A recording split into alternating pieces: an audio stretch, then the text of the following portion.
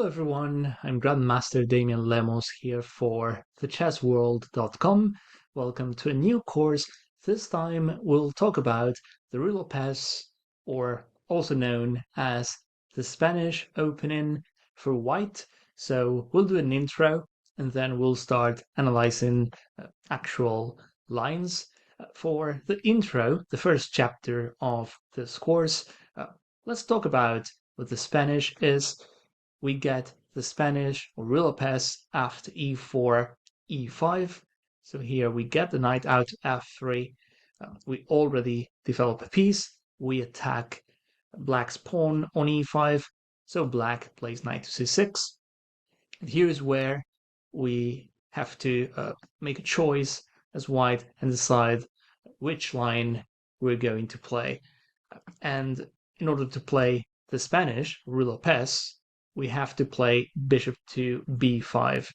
Now, if we play bishop c4, that would be the Italian. If we play d4, that is the Scotch. Now, after bishop to b5, we get the main line of the Spanish. And as we know here, black has several ways to play, and we'll create a repertoire for white after bishop b5. As usual, as I do in all of my courses, I try to build up solid repertoires based not only on theory, but also choosing lines where knowing the plans is way more relevant than memorizing variations. So after bishop to b5, the first line we'll analyze is called the Steinitz, and that is when black plays d6 here. Now, d6 is an old line, it's been played a lot. If you look at this position, if you look for games in a database, you'll find millions and millions of games played in this position. And now, the natural reaction for us is to grab some space in the center playing d4. We could castle, we could play c3 as well. We've got several moves here as white. Grabbing space in the center is best because now black takes. Otherwise, we threaten to play d5. There are other moves here, such as bishop d7. Move we'll analyze later on, but for now, we'll focus on the main line, which is black taking on d4. Now we play knight takes, and right off the bat, we get a position where we've got more space, and we can tell we've got more space by looking at the pawn structure. Our pawn on e4 is better placed than black's pawn on d6. So by looking at the pawn structure, we know we've got more space, and that's already a slight advantage for white in the opening. So after knight takes d4, black plays bishop to d7, and now another interesting approach by white, and that is playing knight to c3. Now you're probably wondering, why knight c3 and not castling kingside? Castling kingside is fine too. Now, if we go knight c3, the way I look at this is we move the knight to a square, we're likely to play it anyways, and by playing knight c3, we're being flexible. And being flexible nowadays is everything in chess, because once we get the knight out here, we might still castle kingside, but depending on what black does, who knows, maybe we're castling the other way.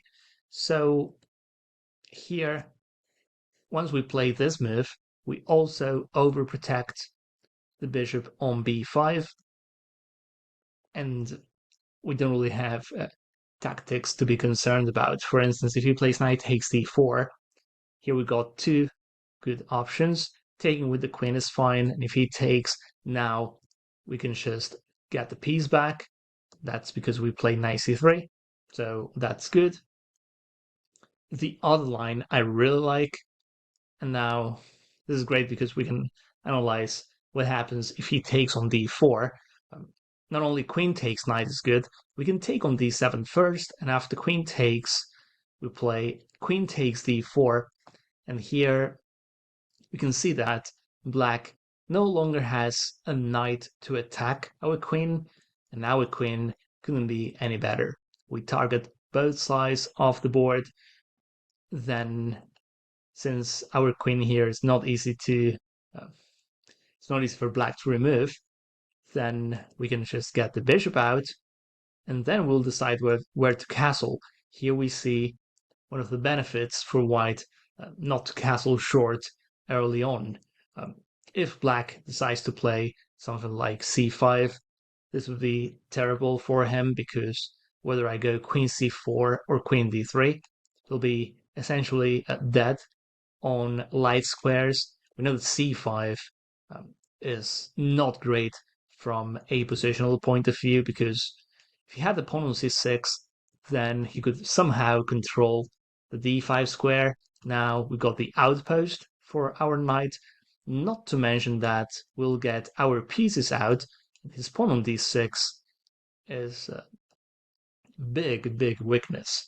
It's not good for black. So overall, this is, I would say, clearly better for white already. So there's a reason why when we play this move order, which so far, let's say it right off the bat, we can see this is pretty straightforward. Once he goes d6, we go d4, takes, knight takes d4, bishop d7, knight to c3. This is pretty straightforward, and already there are some lines where black is in trouble. So after knight to c3, the main line for black is knight to f6, and here we get another decision as white. How do we play here? Should we castle? Should we get our bishop c1 out? Maybe we should do something else. I like the way white played in one of the games, which, by the way, is the first game you'll find in the PGM files, Shirov against Kuderinov. And in that game, white played bishop takes c6. So let's try and understand this move, because bishop takes c6 is not, by instinct, it might not be the first move we think of. But why we play bishop takes knight, why we offer our bishop pair away? Well, if we take on c6 with a knight, then black can take with a pawn. He brings a side pawn towards the center. He gets double pawns. That could be a drawback. But on the upside, he brings a side pawn towards the center. He controls the d5 square. And also, we have to move bishop b5 again. So, in a way, we are wasting an opening tempi. Now, we could go bishop d3. Fine. Now, on top of bishop e7 and castles, he could also play g6, sort of anticipating to a potential white kingside attack on this diagonal. So he can go g6, bishop g7, he castles. And to be fair, these lines, I think, maybe white's a tiny bit better according to the engines. The engine likes h3, because, by the way, knight g4 would be a move that might be concerning to us. Knight g4, knight e5. If we go bishop e3, knight g4 again makes a lot of sense. So here, I feel that black, in spite of having a little less space, he's doing great, because he's got play on the b file. He can try later on playing bishop e6, knight e7, knight e5, or knight e7, knight c5, and the game is roughly equal. I don't think black's necessarily worse. So that's what happens if we take on c6 with the knight. Now, there are some lines where we can just castle, and we let him take on d4. That's interesting as well. But if we take with the bishop, which is the move white played in this game, regardless of how black retakes, will get a nice position as white. In order to understand that, we have to see how the game develops. And the other thing is, our knight on d4 remains a powerful piece. Now, whether he takes with the bishop or the pawn, he's not going to be attacking our bishop on b5, so we can focus on finishing our development. So in the game, black recaptures with the pawn. Now, if he takes with the bishop, there are some plans I like. Queen e2 is a move I really like. It's not the move I've got in the analysis, but I'll add it here for you. I really like Queen e2 because then, again, we're super flexible. We can decide whether to castle kingside or queenside. The other benefit for white here is that when he takes on c6 with the bishop, he's not really controlling the f5 square, so in many lines, especially if he goes bishop e7, a move like knight f5 is going to be extremely dangerous for black. And I'll just show you an example. Let's say here, go bishop g5, he goes bishop e7, which is a natural move, by the way. He wants to deal with the pin, knight f5. And what is that bishop on c6 doing? Not much. If he had the bishop on d7, he would be able to consider bishop takes f5. Here, this is not great for black. Could easily end up in a losing position. Let's say he castles. Now, still a lot of liabilities for black here. There's the spin. We can take on e7 if we have to. For now, I would just keep on firing. And whatever he does, I think is in trouble. Yeah, that's in short. I think black is almost losing here because if he goes h6, for starters, I don't think he's attacking the bishop at all, because if he takes, we open up the file, and then we can go for queen h5 and potentially a checkmate. Now, it looks like a sacrifice is likely to work here because that king is defenseless. Knight takes pawn looks fine. Queen e3 looks even better. Now we threaten queen h6, queen takes h6, queen g3, and queen g7. So the attack is unstoppable. And checking this with the engine, I see this is a +2. So should be winning for us. So black cannot afford to play something like h6. If he goes g6, again, this is one of those where he might not be attacking our knight on f5, but now that he created several weaknesses on dark squares, how is he gonna get rid of this pin? I mean, he might play king g7. Playing king g7 is not really solving black's problems because he's still pinned and he's gonna miss that bishop on g7. So here we could go queen e3. Now bishop h6 is a massive threat. He goes king back. Now queen d4 wins material. Queen f4. We reinforce the pin. And if he goes king g7, then we could win this change with bishop h6 and bishop takes rook. But our position is so good that the engine doesn't even want to take this change. In fact, the engine goes for the kill by playing h5, and again, there's no way for black to unpin. It goes queen here. Could we take the queen? Or, even worse, we can take here with check, and after queen takes, wow, check, and then we take the queen and we checkmate. So, you get the feeling that by taking on c6 with the bishop, black is not helping his position at all. There's a reason why black usually takes with the b7 pawn, because then bishop d7 is controlling both sides of the board. So after taking this way, he might even be able to play c5 later on, but it's essential for black to keep a bishop on d7. So after pawn takes, another great move by white, queen to f3. Notice that in this game, white is choosing the right moment to castle.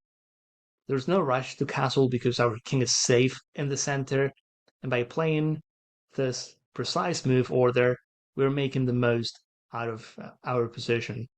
We play knight c3 first, we take on c6 first, we go queen f3, and then once we got the right setup, we'll be able to castle. Now, we may castle kingside, we may castle queenside again.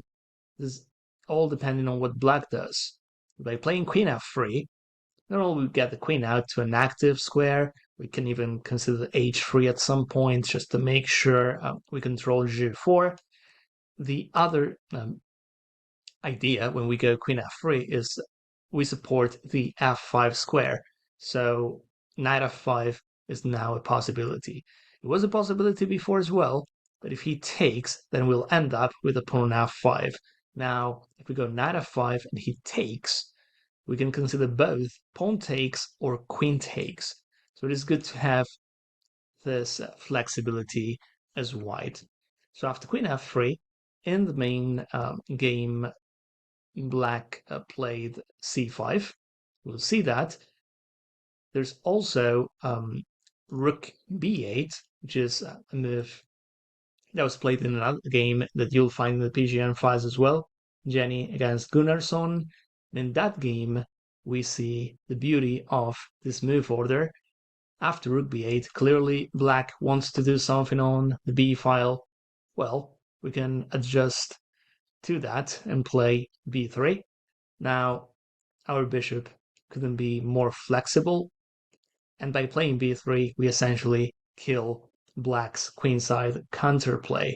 So in this game, black played bishop to e7. And here's where I would change the move order in the game. White played e5, and then we get some liquidations in the center. I don't think this is necessarily better for us. I mean, we got some trades, but black, by trading pieces off, should be okay, especially here. This is what happened in the game, by the way. Black took with a knight, but if he takes with a king in the center, it's an endgame. We can argue that white has a slightly better pawn structure, but honestly, black's position seems okay. I don't think black is in big trouble here. Even king c8 and the rook can join the game via the 6th rank. Not a big deal. So this is what happened in this game, where b3, bishop b7, e5 was played. As white, I was just playing bishop b2. I mean, so natural. Bishop b2, he'll castle, then I could castle queenside. Now, there's one thing to be aware of when we castle queenside. We have to be careful about moves like bishop g4. Now, interestingly enough here, that doesn't work for black. But let's say we've got a similar position where bishop g4 is working, then worst case scenario, we can play something like h3. We can consider playing knight f5. There are many ways to play this. Even castling kingside is safe enough. Now, why are we castling queenside? Well, what we want to do, of course, is we want to play with opposite kings, kings in opposite sides, thus having the opportunity to fire. We are not going to do h3, g4 if we've got the king on g1. In order to do so, we need the king on the other side of the board. Plus, we've got a lot of space, and now moves like e5 might be stronger. So this is, in my opinion, the ideal setup. And let's see why bishop g4 doesn't work. So black goes bishop here. Now we move the queen to g3. As you can see, after queen g3, we've got eyes on g7, got that bishop on b2 as a battery. If he takes, then even after the simple rook takes bishop, in spite of being down this change, our advantage is so big that this is probably resignable for black. We've got knight c6 as the threat. That's a simple one. There's knight f5, and then we target the bishop on e7, we target the pawn on g7. Once we go knight f5, bishop b2, diagonal opens up, so it gets worse and worse for black. And it's just one, I'll call it one basic line. Let's say he goes queen d7 or rook b6. They're probably, they are similar lines.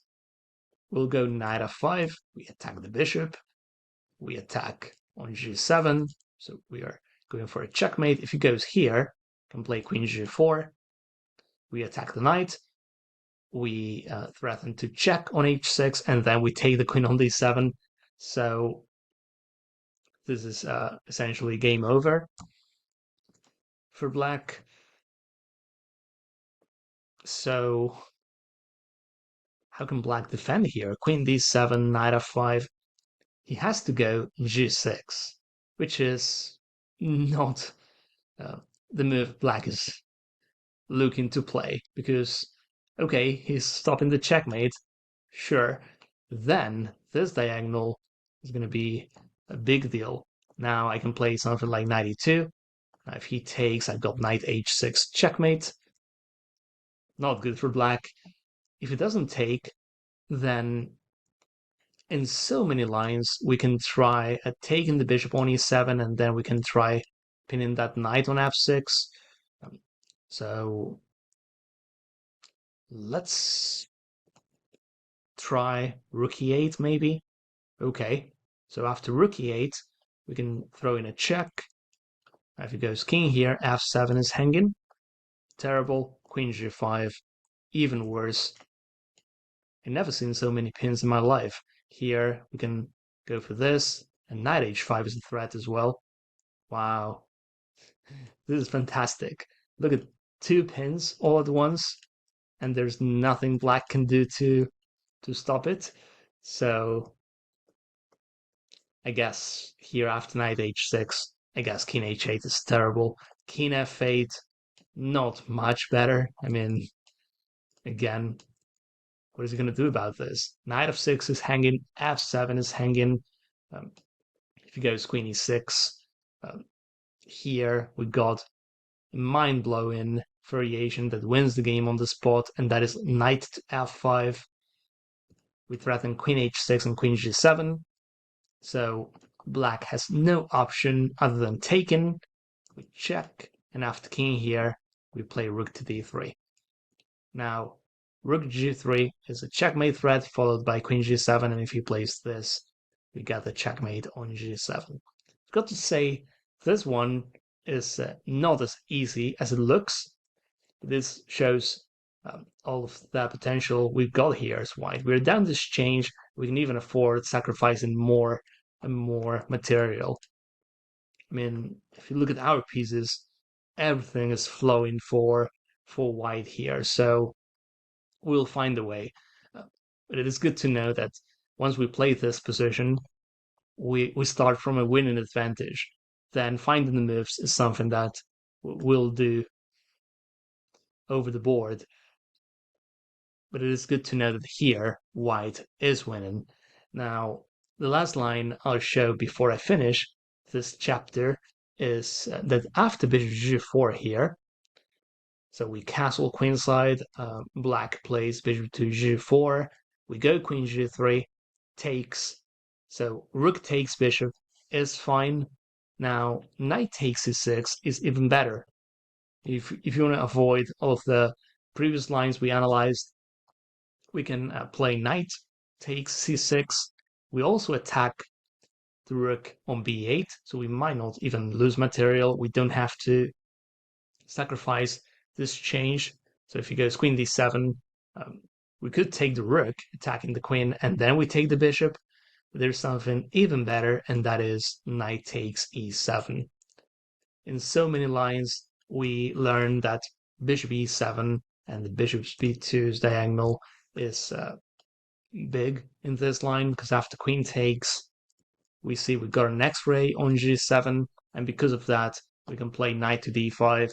We attack the queen, we attack the knight twice, and then we got the checkmate on G7. So if he moves the queen, we take the knight on F6 with check. If he takes the knight, we checkmate him.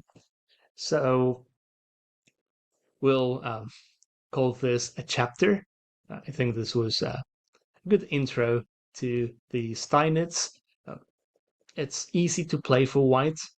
It is known that this line is slightly better for white. But that being said, if we know the move order, if we know that playing knight c3 first, taking on c6, and playing queen f3, if we know this precise move order, I think it will be even easier for us to play against the Steinitz. So with this, I'll finish this chapter. I hope you found this useful. I hope you could learn something. And of course, I'll see you guys in the next one. Thank you.